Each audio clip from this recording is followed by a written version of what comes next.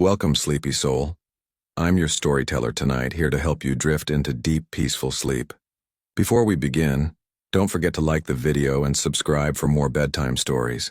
Let me know in the comments where you're watching from and what time it is. And if there's a story you'd like to hear next, I'd love to know that too. I was 10 years old when this happened, and to this day, even though I'm older now, it still sits in the back of my mind like a scar that never really goes away. At the time, I lived in a small city in western Pennsylvania, in a duplex-style apartment complex. The units were stacked up and down, 2 per building, lined along a row like bricks. My mom, my dad, and all 4 of us kids lived downstairs in one of these buildings. That winter was rough for us. My dad, Eric, had to work out of state for weeks at a time doing construction jobs, and my mom, Lisa, worked nights at a warehouse about 20 minutes away. It left us kids with a lot of nights spent either with a neighbor watching us, or us just trying to hold down the fort ourselves until Mom came home around midnight. I had 3 siblings, my 8-year-old sister Hannah, my 6-year-old brother Michael, and my baby sister Claire, who was only 2. Hannah and I were always grouped together since we were the closest in age, and that night we were basically each other's anchors. Our next-door neighbor, Mrs. Reed, often babysat Michael and Claire because they were younger. She was an older woman with a teenage daughter, Sophie, who sometimes played with us. That night, around 9:30 p.m., Hannah and I were over at the Reed's house while Mrs. Reed kept an eye on the younger 2. Sophie had pulled out board games, and we were all laughing, but eventually I told Hannah I wanted to head back to our place for a bit, maybe grab snacks or just relax in our own living room. Hannah followed without much thought. We didn't mind the dark. At least we pretended we didn't. When we walked in, the apartment felt quieter than usual. You know how sometimes a place feels different when you're the only ones there? That's how it was. The clock on the kitchen wall ticked loudly, echoing more than it normally would when the house was full. We settled in the living room. Hannah grabbed one of Mom's magazines from the coffee table, and I flipped on the TV, keeping the volume low. It was one of those quiet winter nights where every little sound outside carried: snowplows in the distance, a dog barking, the occasional car crunching along the icy road. 15 minutes later, there was a knock at the front door. At first, neither of us thought much of it. We had a handful of neighbors, and sometimes they'd stop by. I looked at Hannah and said, "Check who it is before you open it." She tiptoed to the peephole, put her eye to it, then leaned back, her face puzzled. "I don't know who that is," she whispered. That threw me off. "Move, let me see." I pressed my face against the door. Standing there was a man I'd never seen before. He looked like he was in his late 40s, maybe early 50s. He was tall, scruffy, with gray stubble across his jaw. His clothes looked dirty. A red flannel shirt under a heavy brown jacket, jeans stained at the knees, and scuffed work boots that looked like they'd been through a lot. He didn't look like someone you'd expect to see in the middle of our apartment complex at night. I stepped back. Hannah whispered, "Who is he?" "No idea," I said, lowering my voice. The knock came again, firmer this time. Against my better judgment, I unlocked the chain but kept the door cracked just enough. The man leaned slightly, peering in at me and Hannah. His breath was visible in the cold, and there was something in his eyes that made my stomach turn. Not anger exactly, but something unsettled. "You must be Eric's kids," he said. His voice was gravelly. I froze. Who are you?" "I'm a friend of your grandfather's," he replied smoothly, almost rehearsed. "I know your dad, too. He's a good man." I glanced at Hannah. Her small hand clutched my sleeve. The man smiled faintly, though it didn't reach his eyes. "Your mom home?" "No," I said too quickly. He nodded slowly, as if he already knew. "Well, I talked to her earlier today." "She knows me. I just wanted to stop by, maybe see her." Why don't you let me come inside and wait? She wouldn't mind. That's when my chest tightened. Everything in me screamed that something was wrong. I could almost feel Hannah's heart pounding through her grip on me. Just then, my phone buzzed in my pocket. The sudden sound made me jump. The man cocked his head. That's probably her now, I said quickly. I'll ask if you can come in. Before he could answer, I shut the door and quietly locked both locks. My hands were shaking. The phone wasn't Mom. It was my best friend Jenna, who lived a few buildings down. I answered in a whisper. Hey, where are you? She asked immediately. At home. Why? My mom just saw some creepy guy hanging around your building, Jenna said quickly. She saw him looking in windows before he even knocked on your door. She called the cops already. Don't open the door, okay? My blood went cold. I turned to Hannah. We need to get out. Now we ran to the bedroom we shared. I yanked the window open, the icy air rushing in. Go, I told Hannah. She hesitated. But, go, I hissed. She climbed out first, landing clumsily in the snow. I followed, pulling the window shut behind me. We crouched low and moved along the back of the building, trying to stay out of sight. My breath came fast, puffing white in the cold. My ears strained for footsteps, for any sound of the man circling. We cut through the narrow alley between two buildings, our shoes crunching softly in the snow. Hannah whispered, Is he following us? Don't look back, I muttered. We finally reached Jenna's house and rushed inside, slamming the door. Jenna's mom, Mrs. Harris, was on the phone, her voice low and urgent. Are you okay? She asked us quickly. We both nodded, though I could feel Hannah trembling beside me.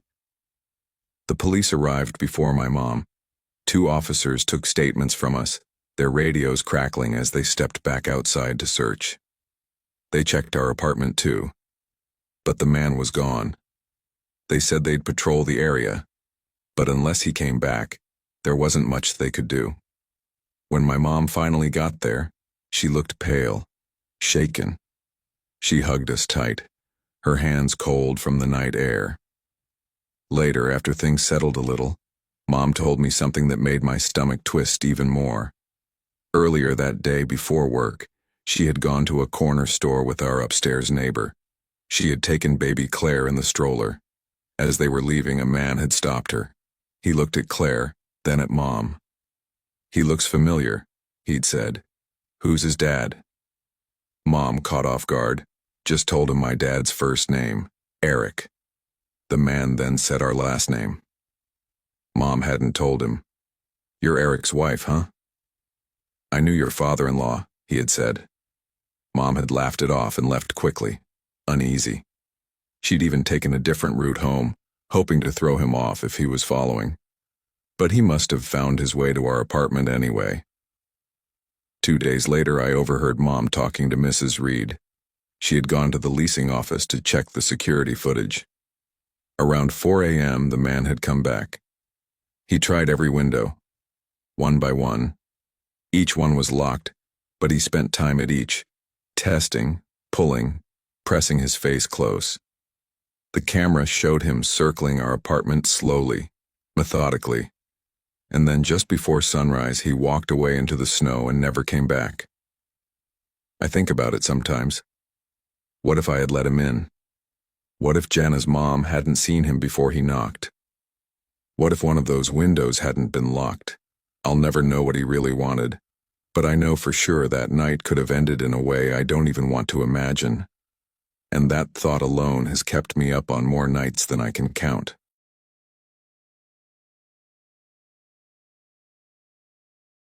I was 10 years old when this happened, and even now, 8 years later, I can still remember every sound, every shadow, every breath I took that night as if it's carved into me forever.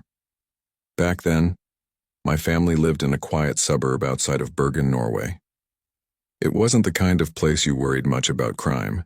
People left their bikes unlocked in their yards, kids walked alone to school, and neighbors still borrowed sugar from each other.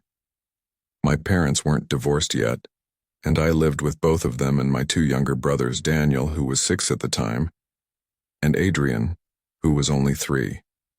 That Friday evening in late autumn, the kind where the air gets dark far too early, my parents had planned to take Daniel and Adrian with them to IKEA.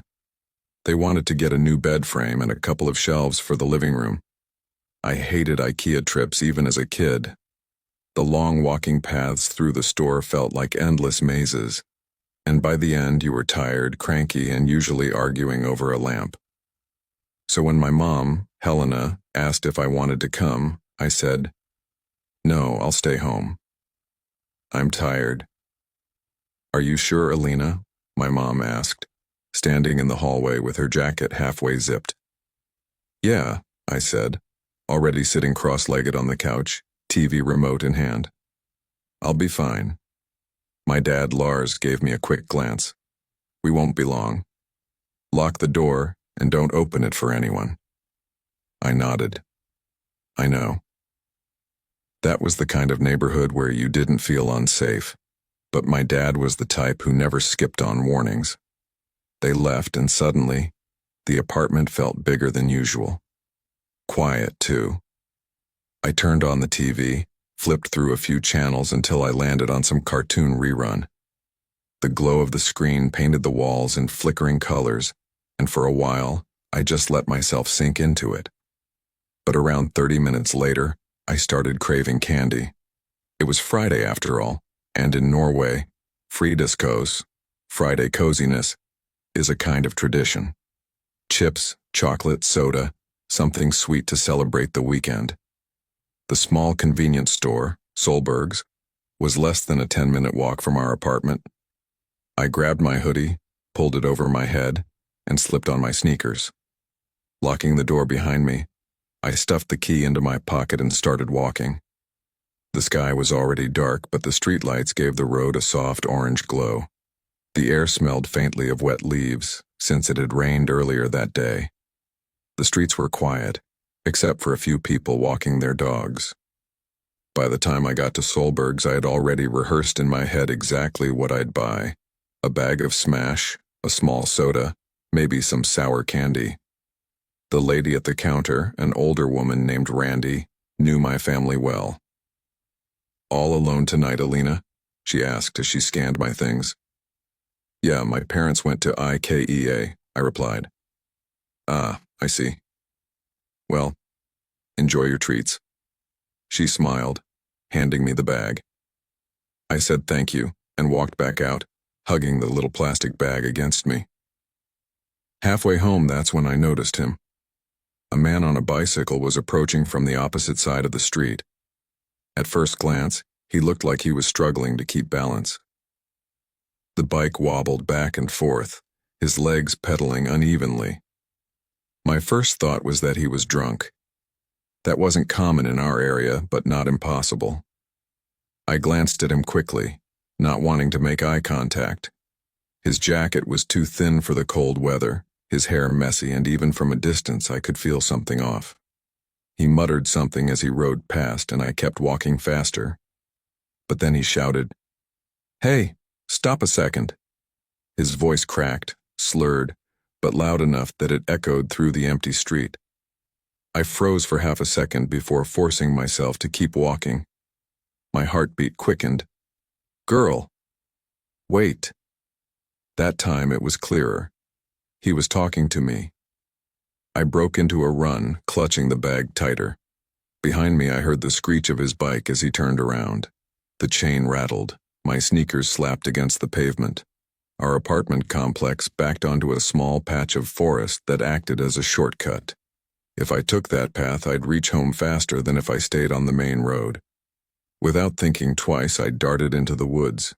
The leaves crunched under my feet, branches snapping back into place as I brushed past. My lungs burned, but adrenaline pushed me forward. I risked one glance back and saw him. He had gotten off his bike, stumbling into the path after me. "Wait, I just want to talk," he yelled, his voice carrying through the trees.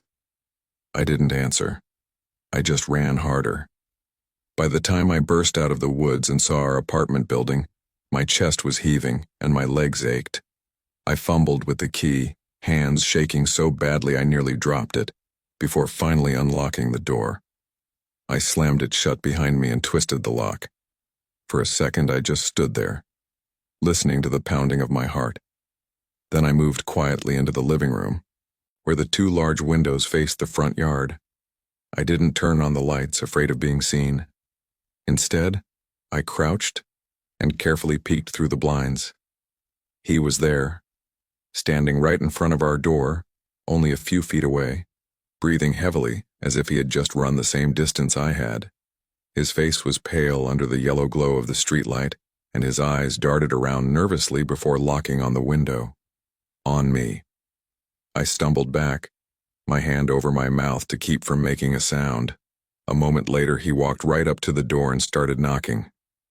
"Hey," he said, his tone uneven, almost coaxing. "Open up. I just want to talk." The knocking grew louder. My whole body trembled. I thought about calling my mom, but I was too terrified to move. "Come on," he muttered, pressing his forehead against the door. "Don't be scared." "Just open then." Headlights cut across the yard. Our neighbor, Mr. Johansson, was pulling into his driveway. The man froze, glanced at the car, then hurried back to his bicycle. Without another word, he jumped on it and pedaled off into the darkness, swaying just like before.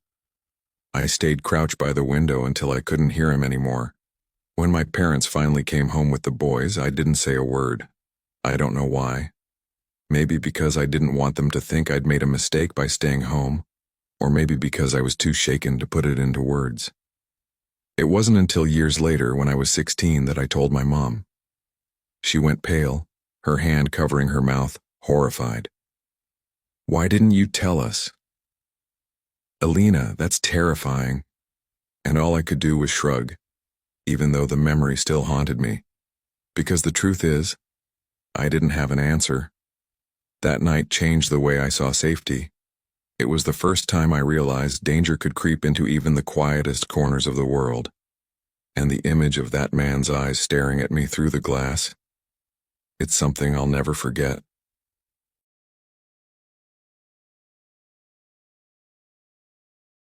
I was 18 years old in the spring of 2009, just a couple of weeks away from graduating high school. At the time, my life looked a lot like every other senior's in my town. I lived in a quiet neighborhood in Maplewood, Ohio, with my mom, Angela, and my younger sister, Mariah, who was 14. My dad hadn't lived with us for years. He had left when I was 11, and though I sometimes resented him for it, I had grown used to life with just the three of us. I was on the football team at Maplewood High, and while I didn't always enjoy the practices, I loved the rush of Friday night games, the sound of the crowd cheering, and the sense of belonging with my teammates. Back then, football was one of the few things that gave me a real sense of identity. My best friend Marcus used to joke that if football didn't exist, half of us wouldn't know what to do with our lives. He wasn't wrong. It was a Thursday afternoon, late May, and I had just come home from one of our grueling practices. My shirt was plastered to my back with sweat, and my legs felt like they'd been carrying bricks all day. When I stepped inside, the house was quiet. The first thing I noticed was a note on the kitchen counter in my mom's familiar handwriting. "Went to the grocery store. Won't be back until later. Heat up the leftovers in the fridge if you're hungry. Mom." I read it quickly and sighed, setting my gym bag down by the couch. The silence in the house felt heavier than usual, though I chalked it up to being tired. With the house empty, I decided to take one of my long, relaxing showers. I knew I'd get scolded later for running up the water bill, but it always felt worth it. As I grabbed a towel from the linen closet upstairs, I called out, half to myself, "Man, I stink." This is gonna feel good.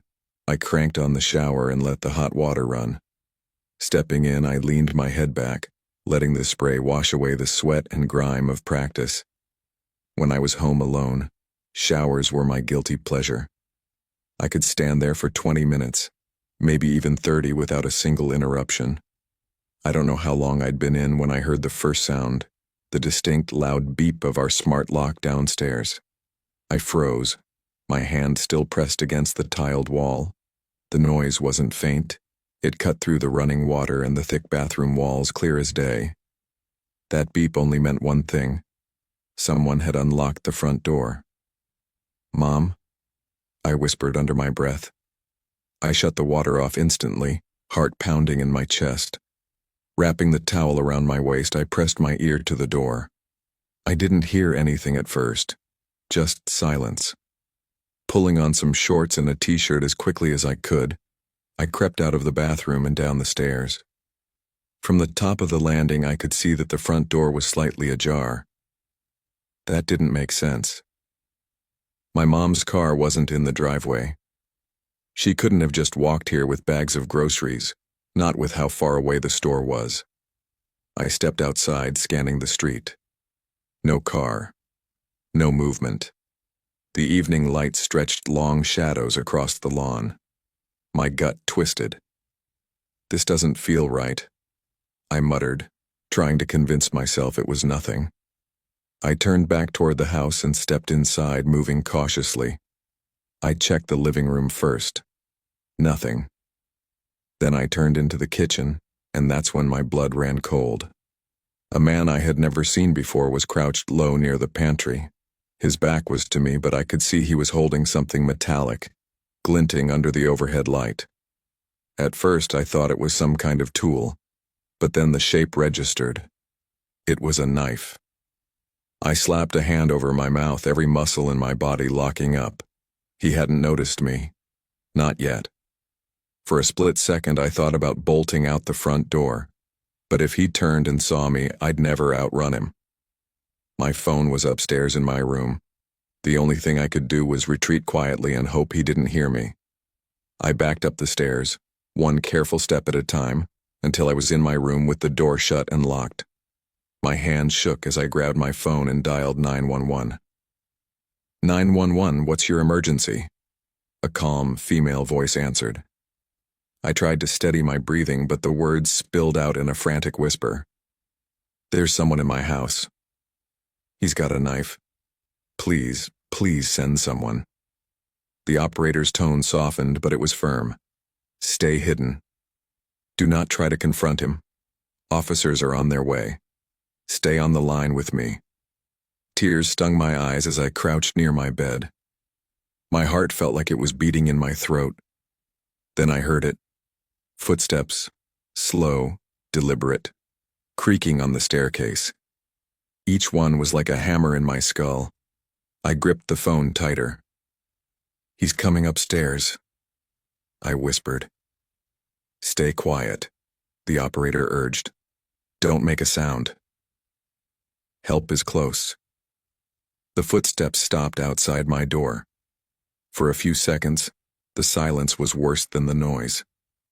Then came a knock, a slow, steady knock. "Kid?" A man's voice drawled through the door, low and unsettling. "I know you're in there." My whole body shook. "Please hurry," I mouthed to the phone. The knock grew louder. Then, suddenly, the door slammed open, the cheap lock snapping off the frame. He stepped inside. A man in his late 30s, gaunt face, greasy hair sticking to his forehead. His eyes were sunken, his hand gripping the knife tight. His gaze darted around the room, searching. I held my breath, my body pressed into the farthest corner. He took a step closer, then froze. From outside, faint at first, came the sound of sirens. Getting louder, closer. His head jerked toward the window.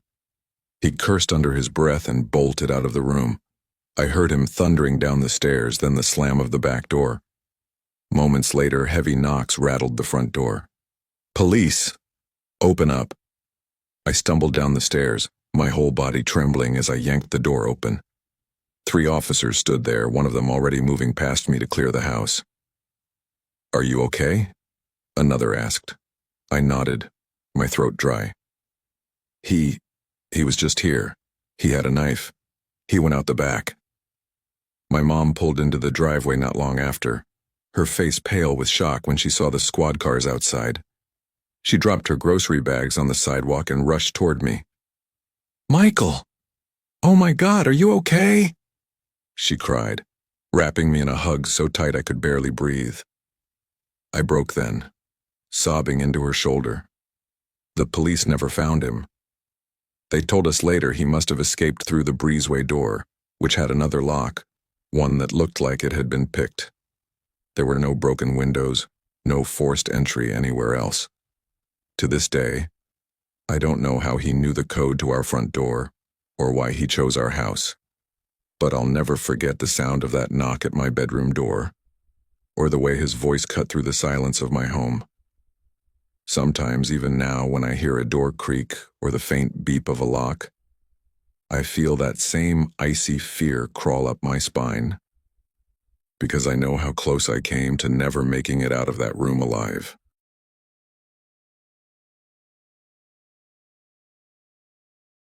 I was 13 years old when it happened, and no matter how much time has passed, I still think about it almost every night before bed. It's one of those memories that doesn't fade, even when you wish it would. Back then, I lived with my dad, Martin, and my older brother, Tom, in a modest duplex on the east side of Dayton, Ohio. It wasn't the best part of town, but it wasn't the worst either. The kind of place where people left their cars unlocked sometimes, but you also heard police sirens a couple of nights a week. Our duplex had 2 bedrooms, 1 bathroom, a living room, a small kitchen, and a sliding glass door that opened into a cramped backyard. My dad and I shared one of the bedrooms, while Tom, who was 16, had the other one to himself. Sharing a room with my dad wasn't ideal, but I didn't complain. He worked long days in construction, so most nights he wasn't even there when I went to bed. Plus, having his stuff around, his boots by the wall, his jacket tossed over the chair, gave me a kind of comfort. Like even when he wasn't home, some piece of him still was. My parents had divorced a few years earlier. My mom lived on the other side of town with her boyfriend, and I visited her on weekends sometimes. But it was Dad who had full custody of me and Tom. He tried his best, but he was rough around the edges. He drank a lot, worked a lot, and by the time he was home, he was usually too tired to do much besides sit in front of the TV or fall asleep in his chair. Tom was different. He was in that teenage stage where everything revolved around his friends, his girlfriend, and being anywhere that wasn't home. He had his own car, a beat-up Ford Taurus, and that thing was his ticket to freedom. He came and went at all hours, and Dad rarely stopped him. "He's just a kid," Dad would say. "Let him make his mistakes." That left me on my own more often than not, and honestly, I didn't mind. I liked the quiet. I liked having the house to myself. I'd sprawl out on the floor with my PlayStation, lose myself in video games, and eat whatever junk food I could find in the pantry without Tom yelling at me for finishing the good chips. The game I played most back then was Resident Evil. Looking back, it was probably not the healthiest thing for a 13-year-old to be addicted to a survival horror game, but I couldn't help it. I loved the atmosphere, the puzzles, the fear of turning a corner and not knowing what was waiting. It was terrifying, sure, but it was a safe kind of terrifying. A kind you could control by hitting pause. Real life didn't have that button. That night started like so many others. Tom had gone out around 9 o'clock.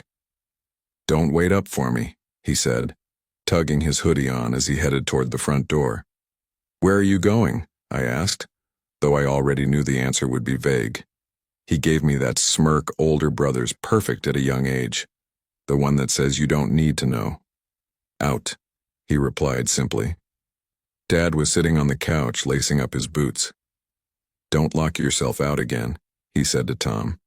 "Last time you woke me up at 2 in the damn morning banging on the window." Tom rolled his eyes. Yeah.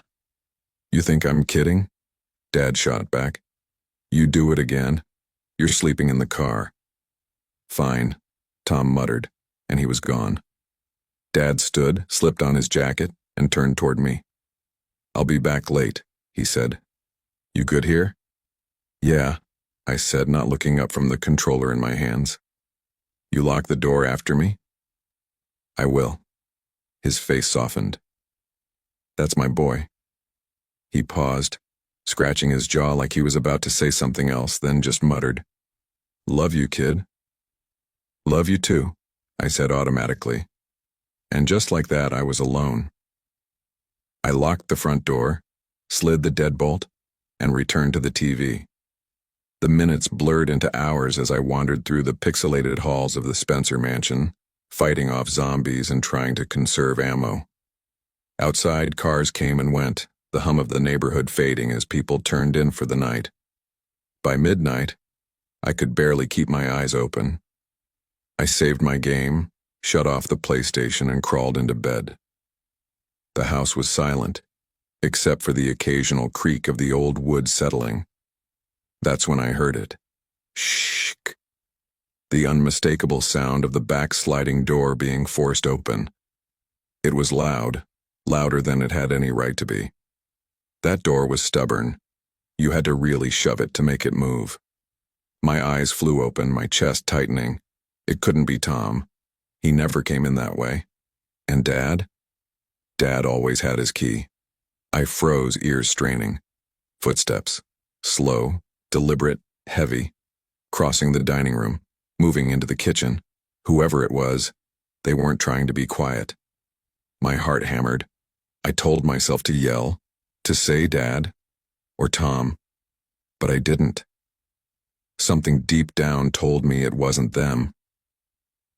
A figure passed by my bedroom doorway. Just a shadow, a silhouette, but enough to confirm what I already feared. Someone was in our house. They stepped into the bathroom right next to my room. The light flicked on, spilling a harsh glow directly into my bedroom. My blanket suddenly felt like the flimsiest shield in the world. I held my breath. The man didn't say anything. He didn't check on me. He just lingered. Then he walked out, leaving the bathroom light on, and moved into Tom's room. I heard drawers opening, clothes rustling, things being shuffled around. What are you doing? I whispered to myself, tears welling in my eyes. Minutes stretched like hours. Then the footsteps came again, back past my room. The man's shadow slid across the doorway. I braced myself. I knew he was going to step in, that at any second he'd pull back my blanket and find me trembling underneath. But he didn't. He just kept walking. Back into the bathroom. Out again. Into the living room. Back again. Over and over. His footsteps grew heavier, angrier. Sometimes he huffed under his breath, like he was frustrated. I was sure, absolutely sure, he knew I was there. He walked by my open door at least 20 times, but he never came in.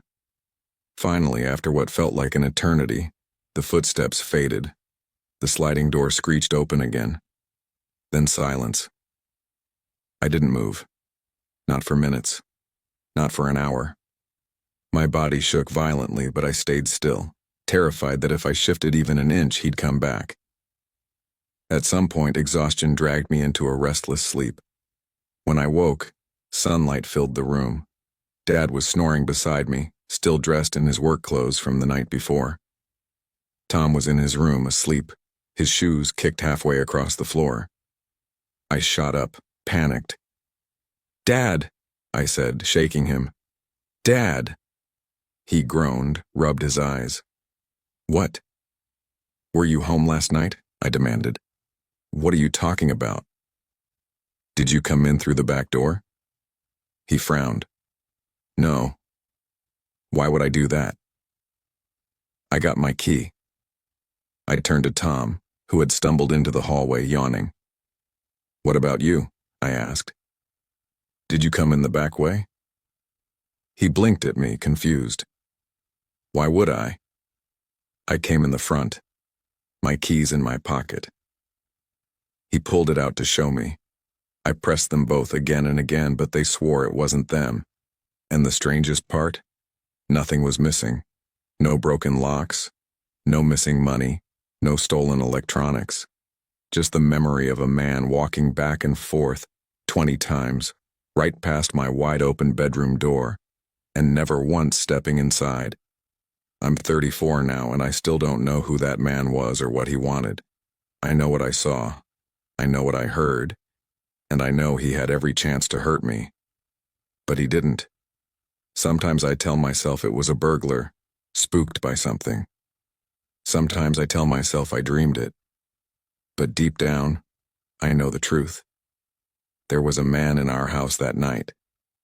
And for some reason, he decided to leave me alive. I never imagined my mid-20s would look like this. When I was younger, I thought by 24 I'd have a steady career, maybe a decent apartment decorated the way I wanted, and a little more confidence in myself. But instead, I found myself stuck in Maple Crest Towers, a rundown high-rise in the suburban sprawl of Brookhaven, barely making ends meet and feeling like the ground beneath me was always about to crumble. It all started when the pandemic hit. Back in early 2020, I had been working as a junior account coordinator at a mid-sized marketing firm in downtown Chicago. The work wasn't glamorous, but it paid the bills and gave me enough to live independently for the first time in my life. But when the company folded that summer, the domino effect began. My savings drained, job applications went unanswered, and unemployment checks were late or inconsistent. By fall, I had already missed rent once, then twice. I tried negotiating, but my landlord, Mr. Whitaker, wasn't the type to sugarcoat things. He was in his 50s, tall, thin, always wearing neatly pressed slacks even when he came to collect rent. He had a stern but not entirely unkind face, the kind of man who was strict but not heartless. I'll never forget the day he knocked on my door in October. "Lila," Mr. Whitaker said, rubbing the bridge of his nose. "We've got to talk about these late payments." I stood there barefoot in sweatpants, clutching my phone like it was some kind of shield. "I know. I'm trying. I've been applying to jobs nonstop. I even interviewed last week." "I understand," he interrupted, his voice calm but firm. "But this is the third month in a row. I can't keep giving extensions forever. You need to give me something or I'll have no choice but to start the eviction process." His words stung even though I knew he wasn't wrong. I nodded, swallowing the lump in my throat. "I'll figure it out. I promise." After he left, I sat down on the couch, pulling my knees to my chest. My apartment felt smaller than ever.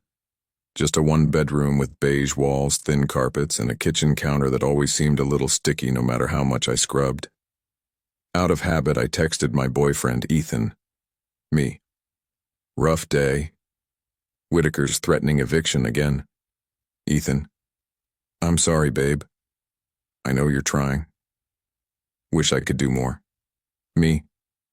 "Same. I feel like such a burden." Ethan. "Stop that. You're not a burden. You've just had bad luck. We'll get through this." Ethan and I had been dating for almost a year. He lived across town in a rented duplex with a roommate working long shifts at an auto shop. He didn't have much extra money either, but he gave me the one thing I needed most: reassurance. That evening, I tried to distract myself by cleaning. I picked up clothes from the bedroom floor, washed dishes that had piled up in the sink, and lit a cheap vanilla-scented candle on the counter. By the time the sun dipped behind the horizon, I changed into jeans and a soft sweater, telling myself maybe putting effort into my appearance would help my mood. I even took a mirror selfie in my bedroom to send to Ethan with the caption, "At least I don't look like a total wreck, right?" I expected him to reply with a heart emoji or some flirty remark. Instead, his text came within seconds. "Ethan. Babe? Who's that in the background?" I frowned, confused. Me. "What are you talking about?" Ethan. "Behind you. The closet." "Look at the picture again." I opened the photo and zoomed in. My stomach dropped. Inside the narrow crack of my closet door, a dark silhouette was visible. It was faint but undeniable, the outline of a tall figure, leaning just enough that its head and one shoulder were visible in the shadows. For several seconds I couldn't move. My brain scrambled to rationalize it. Maybe it was my winter coat bunched weirdly. Maybe it was the shadows from my lamp. But the longer I stared, the more it became obvious. This wasn't random shapes. This was someone. My phone buzzed again. Ethan. Lila. Get out of there. Now my chest tightened. I was sitting on my bed, my back toward the closet. Every instinct screamed not to turn around. I forced myself to breathe slowly. If I panicked, if I made it obvious I knew someone was there, it might trigger them to act. So I slid off the bed as casually as possible, walked toward the door without looking back, and stepped into the hallway. I locked the door with shaking hands and then bolted. The elevator ride to the lobby felt endless, every second dragging as I stared at the numbers slowly lighting up. My legs trembled so badly I nearly collapsed when the doors finally opened. "George!" I shouted the moment I saw the night security guard at his desk. George had worked at Maple Crest for years. He was in his late 40s with graying hair and a stocky build. Usually, he was the kind of guy who cracked jokes about the Bears or complained about broken vending machines. But when he saw my face, all color drained from his. "What happened?" he asked, already standing. "There's someone in my apartment," I stammered. "In my closet. I swear I saw. Please, you have to come with me." George grabbed his flashlight and radio, his tone shifting into something firm and professional. "Stay close to me." We rode the elevator back up together. My heart pounded so hard I thought I might faint. When we reached my floor, George motioned for me to stay behind him. He unlocked my apartment door with his master key, flashlight raised. The room was silent, but something was different. My closet door was now wide open, and my bedroom window, locked earlier, was raised halfway, the curtains blowing gently from the cold night air. George's voice was low. "Did you open this?" I shook my head violently. "No, I never touched that window. I live on the 7th floor. Nobody could—" My words trailed off, because the impossible was staring us both in the face. Whoever had been in my closet hadn't left through the hallway. They had gone through the window, 7 floors up. George swept the flashlight beam across the room, his jaw tightening. "I'll check the stairwells." "Stay in the lobby until I say otherwise." I stood frozen, unable to process what I had just seen. The window rattled softly from the night wind, as though mocking me. There was no fire escape outside, no ledge wide enough for a person to stand on, no balcony, nothing. And yet, someone had been there. George told me again to head downstairs, but my legs felt rooted to the floor. "What if they're still in here?" I whispered, my voice cracking. George glanced at me, his jaw tight. "Then that's my job to handle." "Go, Lila." I obeyed, moving slowly into the hall. My hands shook so badly I dropped my phone once before managing to shove it into my sweater pocket. I didn't take the elevator this time. I ran down the 7 flights of stairs, heart hammering, until I burst into the lobby. The desk attendant looked up, startled. "You okay?" I just shook my head, sinking into one of the vinyl chairs. My whole body felt like it had been dunked in ice water. Minutes stretched. At one point, Ethan called me, his voice frantic through the speaker. "Lila, are you safe? Talk to me." "I'm downstairs," I whispered. George went to check. "Ethan, I swear there was someone in my closet. And then the window." He didn't answer right away. When he did, his voice was firmer. "Stay there. Don't go back up until George clears it." Finally, after what felt like an eternity, George came down the elevator. He looked tired, uneasy, but not surprised. "I didn't find anyone," he said, lowering his flashlight. I checked your place top to bottom. Nobody's there now. But the window, I started. I saw it. He cut in. And I believe you. But if someone went out that way, I don't know how. 7th floor's a long way down. I stared at him, waiting for some explanation, something logical. But all he did was pat my shoulder. I'll file a report. For tonight, maybe stay somewhere else. A friend's place, just in case. That's exactly what I did. Ethan came to get me, and I stayed at his duplex that night. I barely slept, jolting awake every time I thought I heard a creak or saw a shadow. The next morning in the daylight, I forced myself to return to my apartment. I expected to find evidence, footprints, scuff marks near the window, something. But everything was eerily ordinary. The only trace was the faint smell of cold air in my bedroom, as though the window had been open far longer than just a few minutes.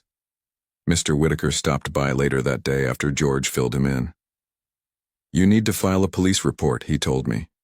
"Even if they don't find anything, it's better to have it on record." So I did. 2 officers came by, asking the usual questions. Did I see anyone? Did I hear anything? Did I have enemies, an ex who might stalk me? I told them no, no, no. They checked the locks, took notes, and left with the kind of expression that said they didn't really believe me. Life moved on, but something changed inside me after that night. I couldn't relax in my own apartment. Every creak of the pipes, every shift of shadows across the wall made my heart race. I started sleeping with a chair wedged under my doorknob, the TV left on low just so I wouldn't be alone in the silence. Ethan tried to reassure me, but even he looked uneasy whenever we talked about it. One night, weeks later, he admitted, "I keep thinking about that picture you sent. The figure in the closet. Lila. It looked like it was leaning toward you, like it wanted to be seen." His words stuck with me, gnawing at the back of my mind. Eventually, the rent situation caught up with me. Despite Mr. Whitaker's patience, I couldn't catch up, and by December I had to move back in with my parents. Packing up my things felt surreal, like I was abandoning not just an apartment but the version of myself who had tried so hard to hold on. When I closed the door to Unit 7C for the last time, I looked back one final time. The closet door was cracked open again, just a sliver. I swear I had shut it. To this day, I don't know if it was a person who somehow vanished or something else entirely. I don't know how anyone could have slipped out of a 7th floor window without falling to their death. And sometimes, late at night, when I scroll too far back in my camera roll and stumble on that picture, the one with the shadowy figure, I feel that same ice-cold dread wash over me. Because every time I zoom in, I notice something I hadn't before. A faint pale outline of what looks like a hand, pressing against the inside of the closet door. Like it wasn't just hiding, like it was waiting. And I'll never know if it still is.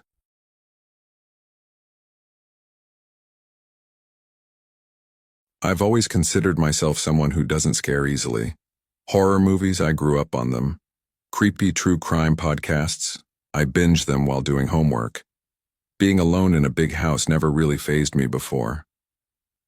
But what happened on that Thursday in late April, April 25th to be exact, still lingers in my mind like a scar that hasn't healed.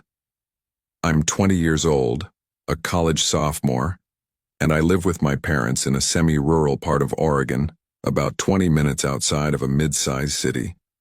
My parents bought the property a few years ago, mostly because my mom wanted the space and my dad liked the idea of retiring away from traffic. The house sits on a hill with a long gravel driveway, overlooking about 3 acres of woods and open field. From my bedroom window upstairs, I can see all the way down the property, past the slope where the land drops into the tree line. That Thursday morning, I was alone. My mom works as a nurse, and she had a 12-hour shift that day. My dad was already at his job. He works in logistics for a warehouse, usually gone by 6 in the morning. I had a college class at noon, so I was taking my time getting ready, sipping coffee and half studying my notes while curled up on the couch in a hoodie. Everything was normal until it wasn't. Around 10:30, I decided to head back upstairs to grab my backpack. As I passed my window, I pulled open the blinds to let some sunlight in. That's when I saw him. A man. At first, I thought my eyes were playing tricks on me. He was down on the slope, standing with his hands on his hips, staring across our property like he owned it. He looked to be mid-30s, wearing jeans and a faded baseball cap, maybe 5 feet 10 inches or so, average build. Nothing inherently terrifying about him, except for the fact that I had no idea who he was or why he was there. I froze for a second, staring. Maybe he's a contractor, I muttered under my breath. My parents had been talking about renovating the deck, and sometimes people came by to give estimates. But usually, they at least parked in the driveway, rang the doorbell, knocked. Something. This guy hadn't. He was just wandering. I grabbed my phone and dialed my dad. "Hey," I said as soon as he picked up. "Did you hire someone to come by the house today?" "There's some guy outside." "What guy?" my dad asked. He sounded tired, probably in the middle of his morning chaos at work. "Some random guy, ball-cap jeans. He's walking around down the hill." "I didn't hire anybody," Dad said firmly. "Hold on, let me call your mom. Stay inside and lock the doors, okay?" "Okay." I hung up and tried to keep my breathing steady. When I looked again, the man had moved. He was no longer down the slope. He was in the driveway, just casually strolling, glancing at the house, peering at the side yard like he was inspecting something. Something about the way he moved unsettled me. He didn't look lost. He didn't look like someone confused about where to go. He looked confident, like he belonged there. I ducked away from the window. I went around the house, checking every door and window, making sure everything was locked. My hands were shaking, and I kept telling myself I was overreacting. But there was this tightness in my chest that wouldn't go away. My dad called back. "Your mom says she didn't hire anyone either," he told me. His voice was sharper this time. "Listen, call the police. Don't wait. Just call. I'll keep my phone on me." "Okay." I grabbed the landline. Our cell service is spotty in the house, and dialed the local police station. The woman who answered didn't sound concerned.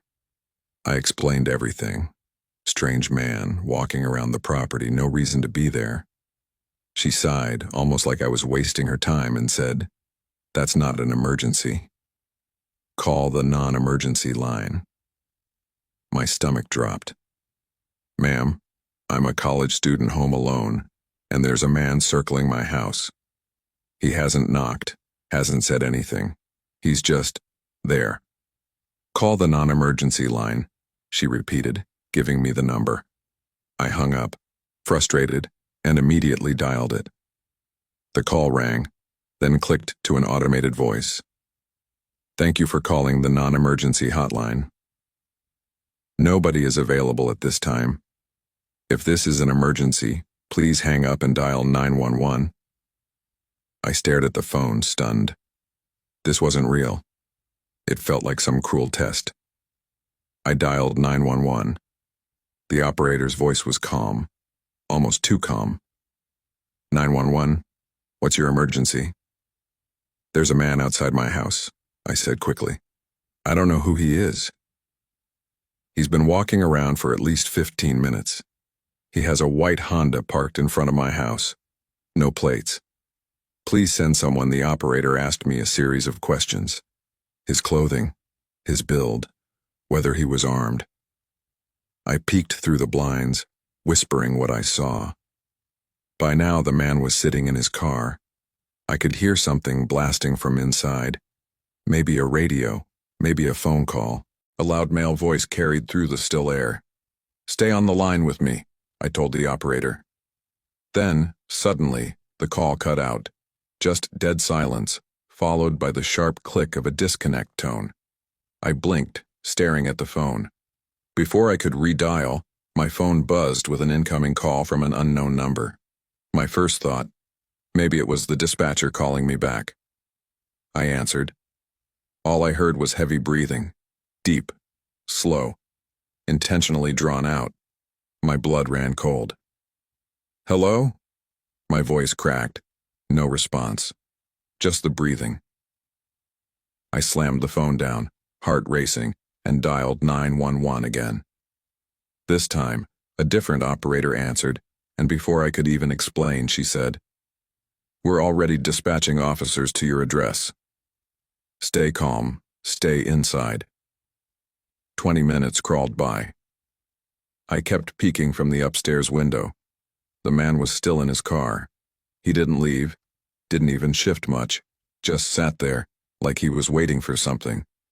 My hands trembled so badly I could barely text my dad. They still aren't here. He's still outside.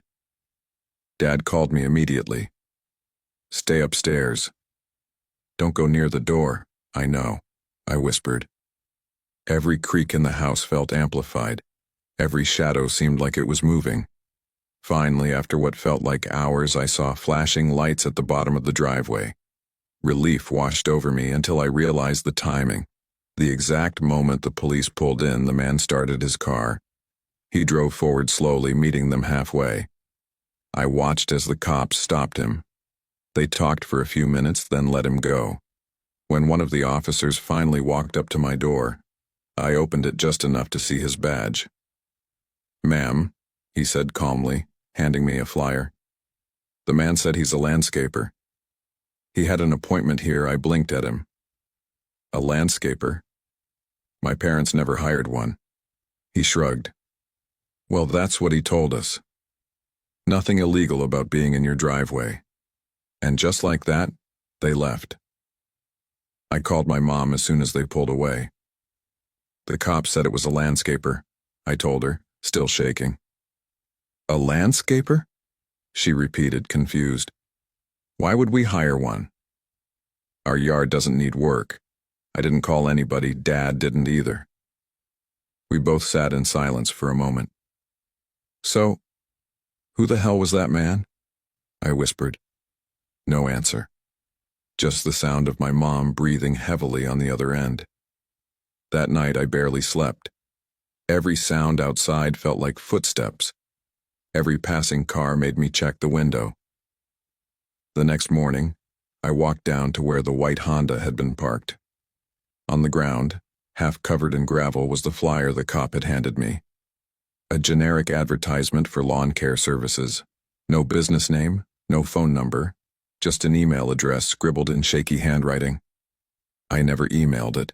I never called. But sometimes, late at night, I think about the way that man moved around my house with such confidence, the way he looked at the windows, the heavy breathing on the phone right after my 911 call dropped. And I wonder if I was supposed to be more than just a house he inspected.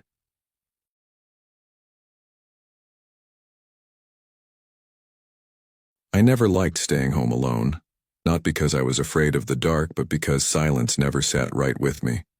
Growing up, I always had noise around me. TV in the background, my mom humming in the kitchen, my younger cousin blasting video games down the hall.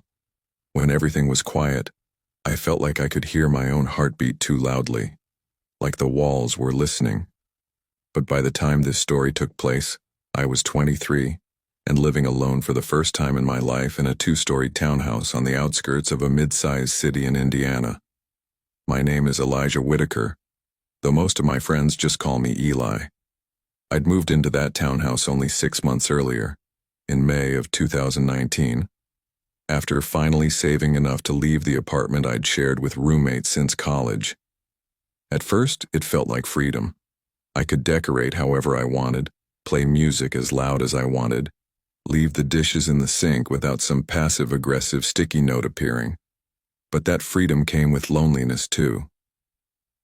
I worked full-time as a loan officer at a local credit union, which meant long days in a sterile office, followed by long evenings of quiet when I came home. I wasn't dating anyone seriously at the time, and most of my friends were settling into their own routines with spouses, kids, or moving to different states for work. I told myself I liked the quiet. I even convinced myself sometimes, but then, things like what happened that night, well, they reminded me why silence was never my friend. That week had been stressful. The holiday season was in full swing, and people were desperate for money. Small loans, refinancing, credit approvals. The branch had been flooded with clients. By the time I left on Friday, December 13th, I felt like I'd been hit by a truck.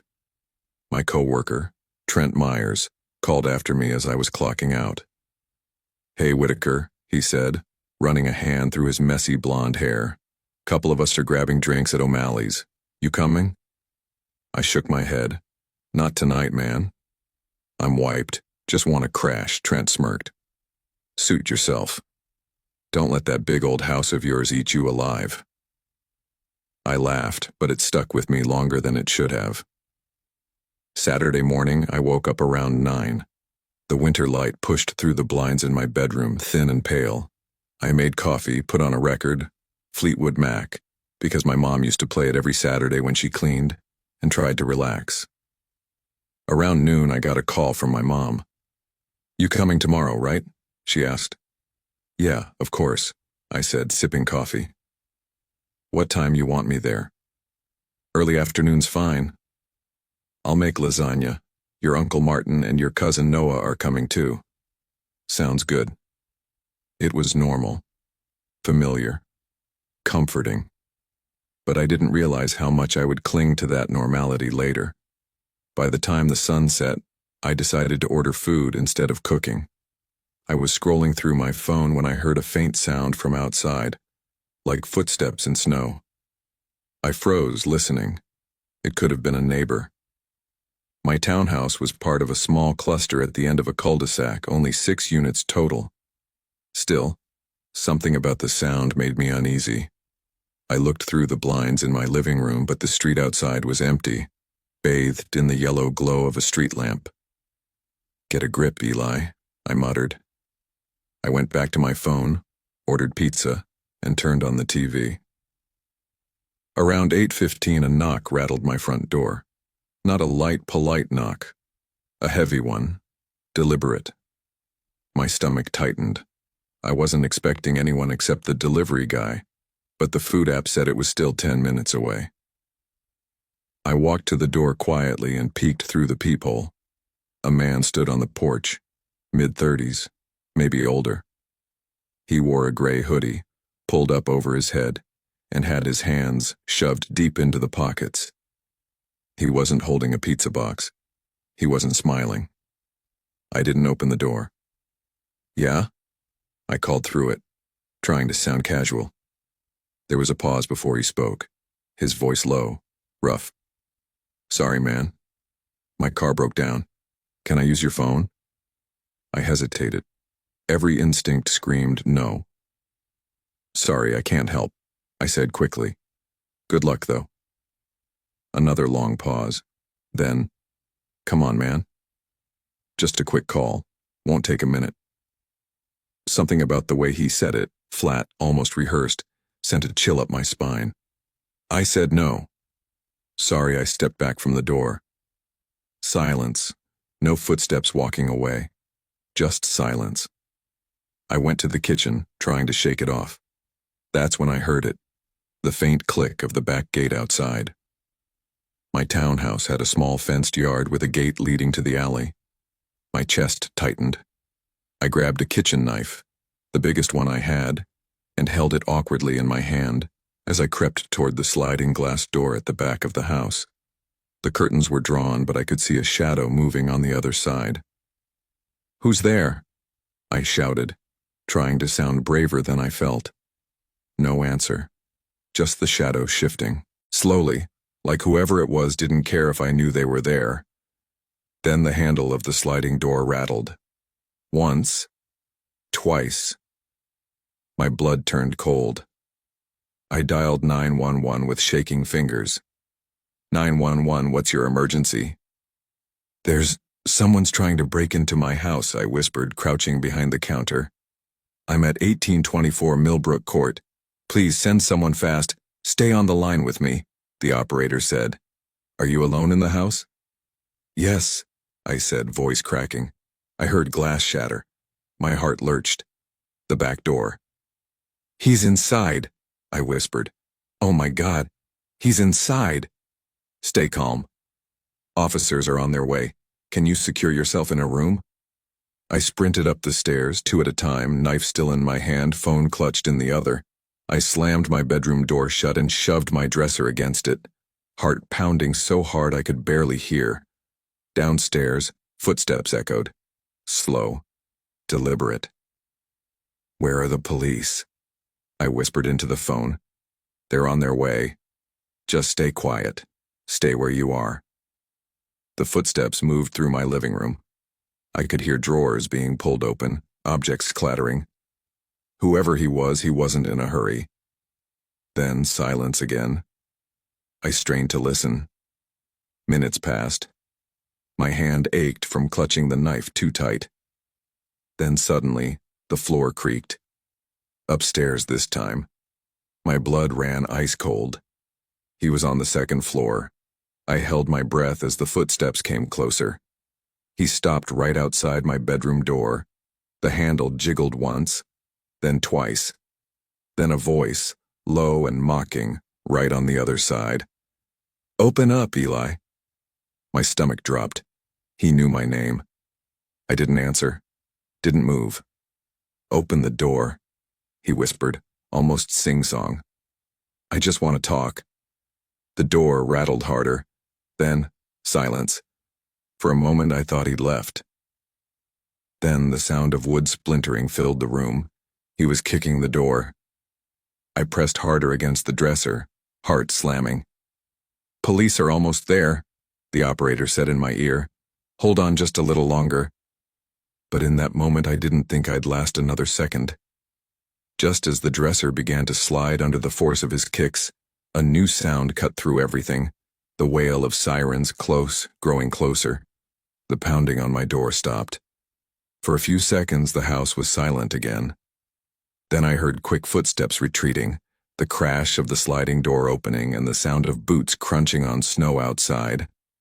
I didn't move until I heard voices shouting downstairs. Police! Come out with your hands up. When they finally opened my bedroom door, I was shaking so hard I couldn't even speak. They didn't catch him that night.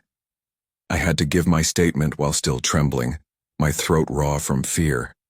They found footprints in the snow, a shattered back door, and a few things missing.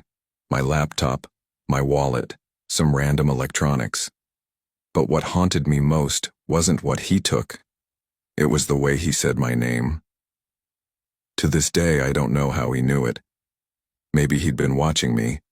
Maybe he'd followed me home some night and heard a neighbor call out to me. Or maybe, just maybe, he'd been inside before while I was gone, learning the layout, going through my things. I moved out of that townhouse 3 weeks later. And now, every time I hear silence at night, I wonder if somewhere out there, someone else is pressing their ear to a door, whispering my name.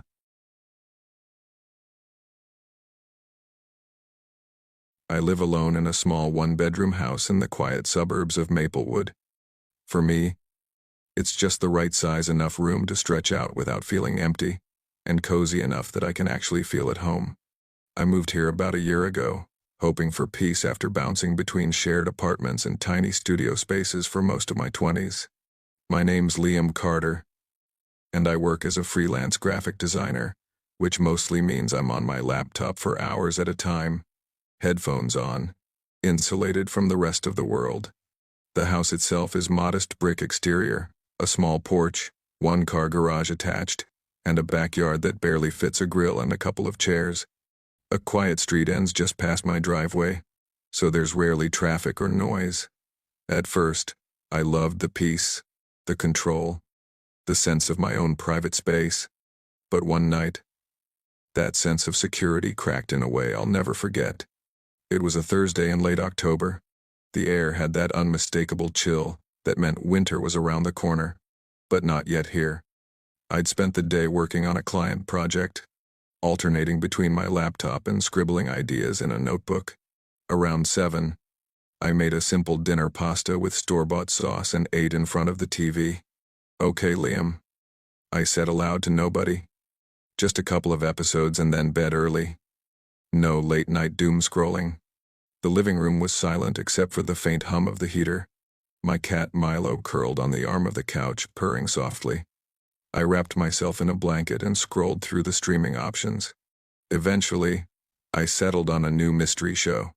By 10:30, I was fully relaxed, popcorn in hand, the TV flickering across the walls. Then I heard a faint, dragging sound coming from the far end of the house. At first, I thought it was the show, but when I muted it, the sound persisted. It was subtle, almost like footsteps, but not quite. A soft scuff, a scrape, then silence. My pulse quickened.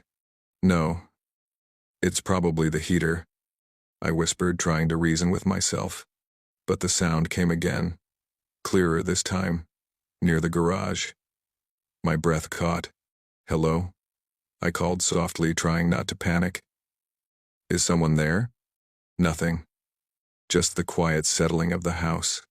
I got up slowly, trying to stay calm, and walked toward the garage through the pantry. The farther I went, the louder my heartbeat became. The noise, definitely a shuffle, was coming from inside.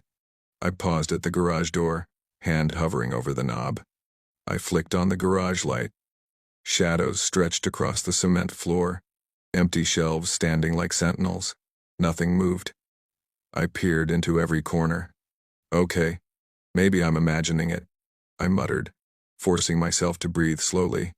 I closed the garage door and returned to the couch, but every creak of the house made me flinch. Eventually, exhaustion overpowered fear, and I fell asleep, Milo curling tightly against my chest. The next morning I woke to sunlight spilling through the blinds. Stretching, I yawned and headed to the kitchen for coffee. That's when I froze. The front door was wide open. My stomach dropped. I ran to the garage. That door, too, was open. I had locked both doors before bed. Panic surged. I ran through the house, checking every room, closets, and under furniture. Nothing. No one. The reality sank in. Someone had been in my house while I slept. I sank into a kitchen chair, trembling. Oh my God, someone was here. I whispered to myself. Milo rubbed against my leg, as if sensing my fear. I called my friend Jared. "Hey, I think someone broke into my house last night," I said, voice shaking. "What? Are you serious?" Jared replied, "Liam, are you okay?" I don't know. Everything's gone? No, nothing's missing. But the doors, they were open. I don't know what to do." "Did you call the police?" I don't know if I should. There's no proof. Just, I don't know this feeling. It's like they were here and left. For weeks, I couldn't sleep properly. Every sound made me jump the mailman, a car door slamming, even Milo's claws on the floorboards. I installed extra locks, motion sensor lights, and a camera in the living room and near the garage. The first night after the break-in attempt, I sat on the couch for hours, staring at the garage door. Every slight creak made me flinch. My imagination ran wild. What if they'd left something behind? What if they were still watching? Jared came over one evening. "You're freaking yourself out, man," he said. "I'm not," I snapped, though my voice betrayed me. "Something happened. Someone was here. I can feel it." "You didn't see anyone, right?" "No. But I know it. I know it," I whispered, staring at the shadows. Months passed. Nothing else happened. No break-ins, no sounds, no sign that anyone had ever been inside. But I never felt fully safe again. I double-checked doors at night, even locked the inside of the garage door I rarely touched. The peace I once felt in my small house was gone. Every little sound made my heart race. Every shadow seemed suspicious. I never found out who it was, or why they entered, but sometimes late at night, when the house is quiet, I swear I hear that soft shuffle again, just for a moment, near the garage, and I freeze, wondering if they're still around, invisible, waiting. I realized I'll never fully feel safe in my own home. The thought is terrifying but also oddly grounding. It's a reminder that the world can feel harmless one minute and threatening the next, and that control is an illusion.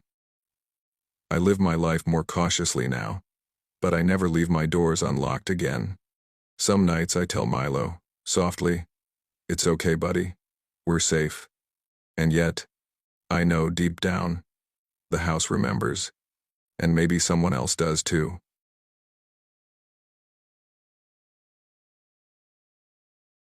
I had just turned 20 and was home from college for the summer, relishing the rare feeling of being able to sleep in my own bed without the usual dorm chaos. My best friend, who I'll call Lena, had recently moved into a small, steeply perched house on the outskirts of Ravenwood Hills with her boyfriend, Evan, and who had just started a night shift at the local hospital. Lena and I had been inseparable since high school, and I had always known her to be a little on edge, prone to anxiety, but lovable and fiercely loyal. I, too, battled my own bouts of anxiety, but after living alone at college for a year, I had developed a tolerance for the quiet unease of solitude. Her house was small, a single story at the top of a hill that overlooked a dense forest stretching far behind it. The backyard was tiny, dug out so it could wrap around to the front of the house, with a set of concrete steps leading up from a narrow sidewalk.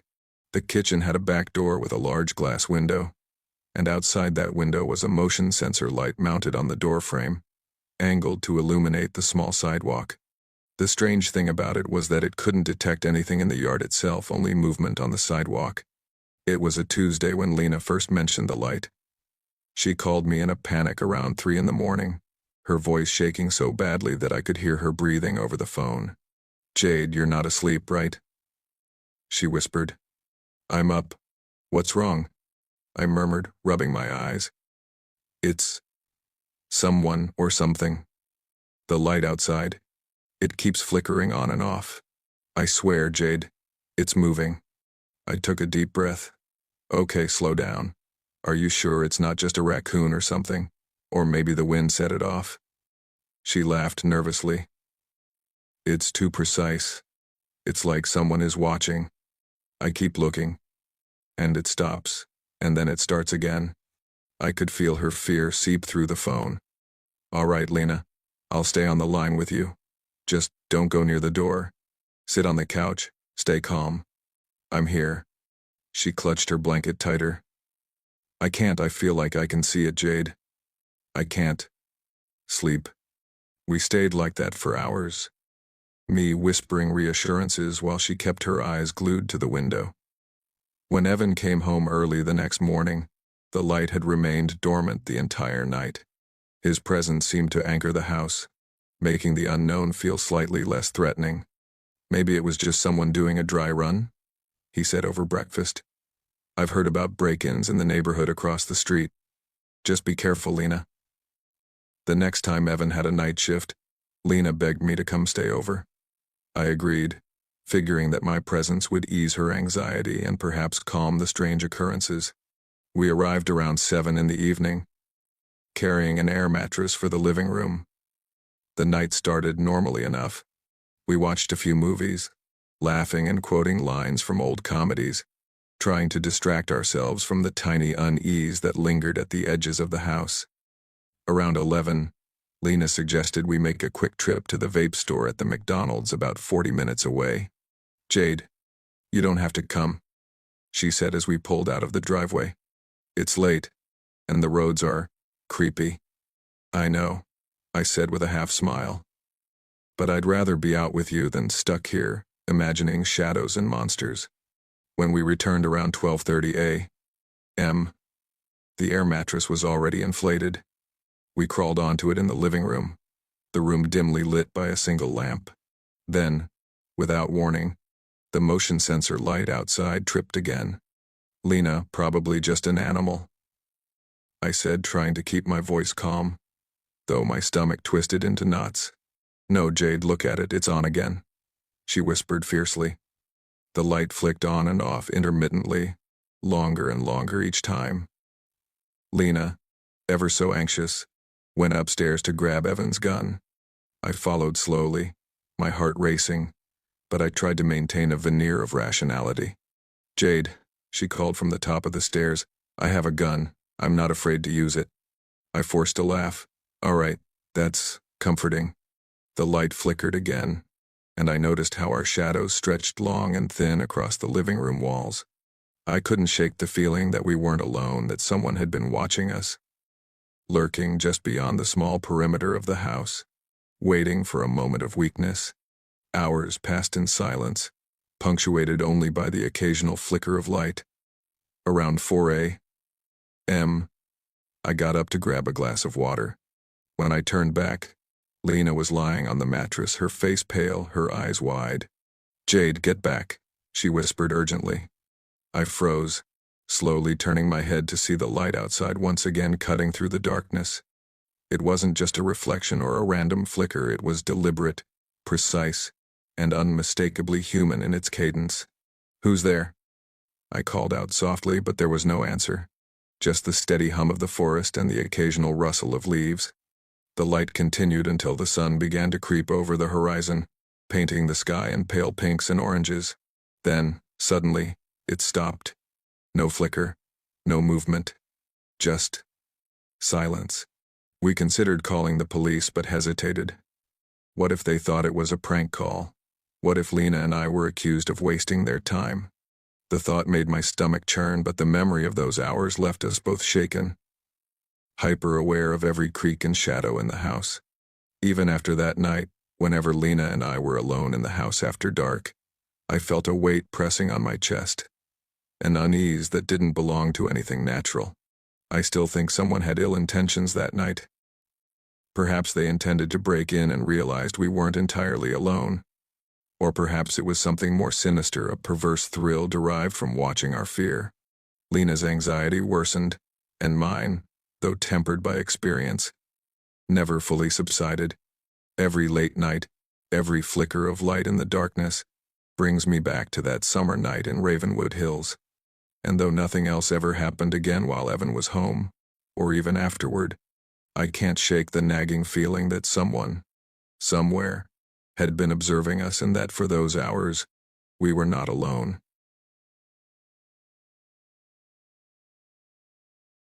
I never thought a single weekend could change the way I felt about being alone in my own home. But last Saturday proved me wrong in every possible way. My name is Marcus Whitaker. I'm 20 years old, and I live in a suburban town called Ridgefield, just outside of Syracuse, New York. Most of the time I'm away at college, but during summers I stay at home with my parents. I've always been the kind of person who prefers quiet nights in video games and late-night movies over going out. So being home alone never really scared me, not until this. My parents, Laura and Stephen Whitaker, had been planning to attend their close friend's wedding in Vermont for months. They left Friday afternoon, and I stayed behind. I wasn't close to the couple getting married, and to be honest, I liked the idea of having the entire house to myself for the weekend. No one to ask me to mow the lawn, no nagging about dirty dishes. Just me, the big screen TV in the living room, and 2 days of peace. The Whitaker house is a split level with pale gray siding and a deck overlooking a wooded backyard. We're tucked away at the very end of a dead-end street, which means we don't get random visitors. Delivery drivers sometimes get lost trying to find us. It's the kind of neighborhood where people wave politely, but everyone mostly keeps to themselves. Friday night was perfect. I stayed up late, sprawled on the living room couch, watching movies until nearly 2 a.m. The rain tapping against the windows made it feel cozy. The couch is ridiculously comfortable, so I decided to just crash there instead of heading to my bedroom upstairs. When I woke up the next morning, I immediately noticed how quiet the house was. Too quiet. The blinds on the sliding glass doors were mostly closed, but through a small 5-foot gap, I saw streaks of rain still sliding down the glass. The clock on the TV screen read 9:32 a.m. I rubbed my eyes, sat up, and grabbed the remote. I turned on the TV, not because I wanted to watch anything specific, but because I hated the silence. That's when I heard it. Knock. Knock. 2 light taps at the front door. Not loud, not aggressive, but sharp enough that my stomach tightened instantly. Who the hell is knocking at this hour? I whispered. Nobody ever knocked on our door, especially not at 9:30 on a rainy Saturday morning. I stayed frozen on the couch, staring toward the front hallway. From where I sat, I couldn't see the door, and I prayed whoever was out there couldn't see me either. For a split second, I told myself it was probably Amazon. I had ordered a few things earlier in the week. That thought calmed me just enough to pick up my phone and check the app. My order history popped up, and my stomach dropped. The delivery wasn't scheduled until 5 p.m. The knock didn't come again. Whoever it was, they were just standing out there. Okay, relax. Maybe it's a neighbor, I muttered to myself, though my voice was shaking. I finally got up, crept toward the small window near the front door, and lifted the edge of the curtain. Nobody was there. I exhaled shakily and forced a nervous laugh. See? Nothing. Just me freaking out. I turned back toward the living room. Creak, creak. The unmistakable sound of footsteps on wood. On our back deck. My blood went cold. I froze in place, staring at the blinds covering the sliding glass doors. Slowly, I shifted just enough to peek through the narrow gap. That's when I saw him. A man. Bald. Mid-40s. Pale skin. Drenched in rain. He wore a black jacket and black pants, and he was standing on the deck, staring straight at me. No expression. No movement. Just staring. My breath caught in my throat. Then he gripped the handle of the sliding door and pulled. The lock held, but the glass rattled under the force. Oh my God, I whispered. I bolted down the hall and locked myself in the bathroom. My hands were trembling so badly I could barely twist the lock. I pressed my back against the door, trying to steady my breathing. Then came the first bang against the glass. I jumped. Another bang. Louder. I needed my phone. It was still on the couch. No, no, no. I whispered, pacing in the small bathroom. I cracked the door open, heart hammering, and sprinted to the living room. The man was still outside, kicking at the sliding door. The glass shook, but hadn't shattered. I grabbed my phone off the couch, then made a mad dash back to the bathroom. Just as I slammed the door shut, I heard another brutal crack against the glass. Hands shaking, I dialed 911. 911. What's your emergency? A calm female voice answered. There's a man trying to break into my house, I blurted, my words tumbling out. He's in the back. He's trying to smash the glass door. I'm alone. Please hurry. Sir, slow down. What's your address? I rattled it off as fast as I could. We have officers en route. Stay on the line with me, okay? I nodded frantically even though she couldn't see me. That's when I heard it. Crash. The sliding door shattered. The operator's voice buzzed in my ear. Stay calm. Where are you now? He's inside, I whispered, retreating into the shower and clutching my phone. He's coming. Footsteps. Heavy, deliberate, moving through the living room. Closer. He reached the bathroom door and tried the handle. Locked. Then the pounding started. Thud, thud, thud. I pressed the phone tight against my ear. But before I could speak, the screen went black. Dead battery. I wanted to scream. The banging grew harder, louder. I pictured the wood splintering the way the glass had. Then it stopped. Silence. I held my breath. A minute passed. Then 2. I heard his footsteps move away, down the stairs. Was he leaving? I didn't trust it. I curled up in the small bathroom closet, pulling towels over myself, shaking so badly I could barely breathe. Suddenly, boom, the bathroom door rattled violently. Then again, harder. He'd found something heavy. Maybe the baseball bat my dad kept in the garage. I bit my lip to stop myself from making a sound. Tears stung my eyes. And then, "Police, open up." The shout came from the front door. I barely dared to believe it. The banging on the bathroom door stopped. Footsteps retreated. Fast.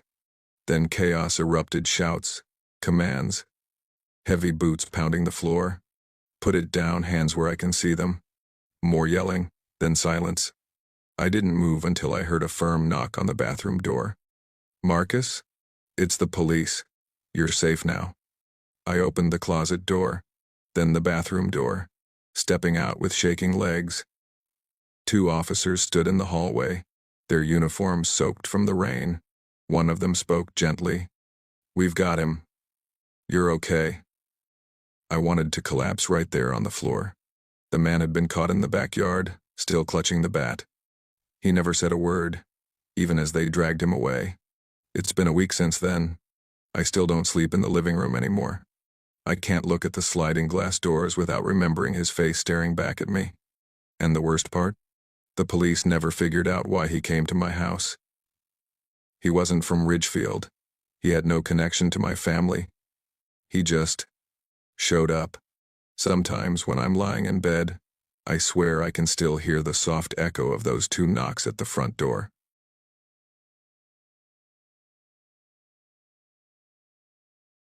I was 10 years old when it happened, and even though it's been many years since that night, I still can't walk into a quiet house without remembering. My name is Julian Harper, and back then I lived with my parents and my older sister in a quiet suburb called Maplewood, Ohio. Our neighborhood wasn't the type where people locked their doors all the time. It was the kind of place where kids left bikes in front yards overnight and nothing ever happened to them. The houses sat on tree-lined streets, modest 2 stories with porches and attics no one really used. Everyone thought Maplewood was safe. I thought it was safe too until that night. My dad, David Harper, worked as a mechanic. He was practical, stubborn, and always smelled faintly of oil and metal. My mom, Laura, was a 2nd-grade teacher at the local elementary school. She had a soft voice that could calm just about anyone. Though, when she got serious, we all listened. My sister, Samantha, was 14. We fought all the time over stupid things like the TV remote, or who got the bigger slice of pizza, but deep down, I knew she cared about me. I was the kid who preferred staying inside with video games or books instead of going shopping with my parents. That Friday was no different. I remember throwing my backpack on the floor by the couch when I got home from school. Mom was at the counter, scribbling down a shopping list, while Dad leaned against the doorway jingling his car keys. Samantha sat at the table scrolling through her phone, pretending not to listen. "Julian," Mom said, "we're heading to the outlet mall. Do you want to come?" I didn't even look up from my Nintendo DS. "Nah, I just want to play here." Dad raised his eyebrows. "You're sure?" "We'll be gone a couple of hours, maybe 3. "I'll be fine," I said quickly. "I don't feel like walking around stores." Samantha smirked. "You're gonna be all by yourself, scaredy cat." "I'm not scared," I shot back. "I'm 10, not 5. "All right," Mom said, sighing but smiling a little. She crouched down to my level and brushed her fingers through my hair. "Lock the doors, okay? And don't answer if someone knocks." "I know, Mom," I muttered. Dad gave me a pointed look. "We mean it, Julian. Don't open the door for anyone. Got it?" "Yes, Dad." "Okay then," Mom said, grabbing her purse. "We'll be back after dinner. Call the landline if you need us." The front door closed behind them. I listened to the sound of the car backing out of the driveway, and then silence settled over the house. That silence always felt heavier when you were alone. I ran upstairs to my room at the front of the house and powered on my Xbox. The whir of the console starting up was comforting. I grabbed a bag of chips, plopped down on the floor, and booted up my favorite game. I hadn't even gotten through the opening cutscene when I heard it. A sound. At first, I thought it was just the house creaking. But this was different.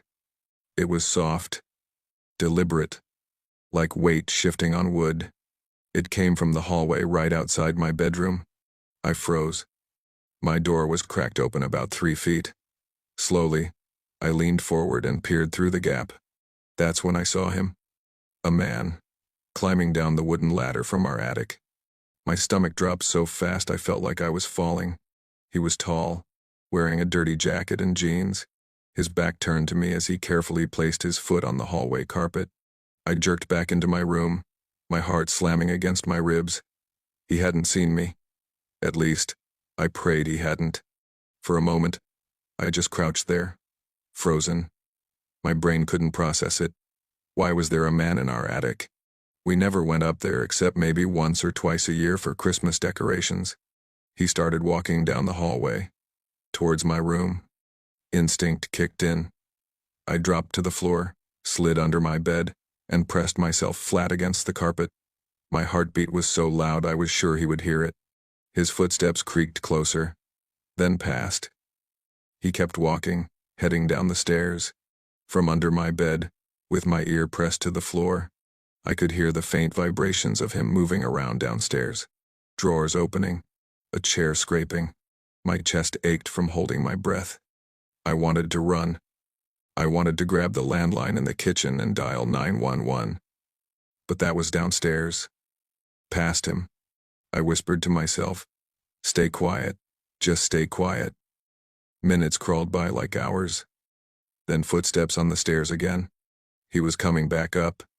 I shut my eyes, holding my breath so long my lungs burned. The footsteps reached the top of the stairs, paused, then walked past my room again. A creak of wood, the sound of the attic ladder unfolding. And then silence.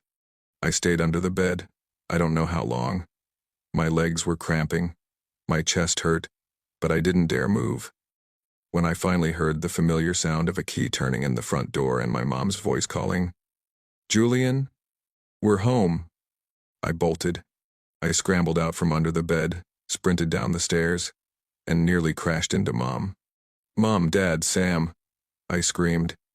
There was a man in the house. He was in the attic." They all froze. Dad frowned. "Julian, what are you talking about?" "Dad, I saw him, I swear. He came down from the attic ladder and walked around." Samantha rolled her eyes. "You probably imagined." But Dad's face changed when he looked at me. He saw the panic, the tears starting to form in my eyes. He knew I wasn't lying. Without another word, he grabbed the baseball bat from the umbrella stand and marched upstairs. Mom pulled me close. "It's okay, sweetheart, it's okay." But her voice was tight, her hands trembling. A moment later, Dad's voice echoed down the stairs. "Laura, call the police." When the officers arrived, they pulled down the attic ladder and climbed up. I stayed pressed against Mom's side, shaking. It didn't take long before one of the officers called out, "He's here. We got him." They dragged a man out of the attic, handcuffed and wild-eyed. He looked dirtier up close, his hair greasy, his face pale. He didn't fight much, just muttered under his breath as they let him out. The police later told us he had been living in our attic for days, maybe weeks. There were sleeping bags, food wrappers, even empty bottles up there. Somehow, we hadn't noticed. Somehow, I had been sleeping just beneath him night after night. Dad locked the attic and changed the bolts the very next morning. But no matter what he did, the house never felt the same to me again. For years afterward, if I was ever alone in the house, I'd hear phantom creaks, phantom footsteps. I never again sat in silence without straining to hear what was above me. And even now, as an adult, sometimes I wake up in the middle of the night, certain I can hear breathing from the attic.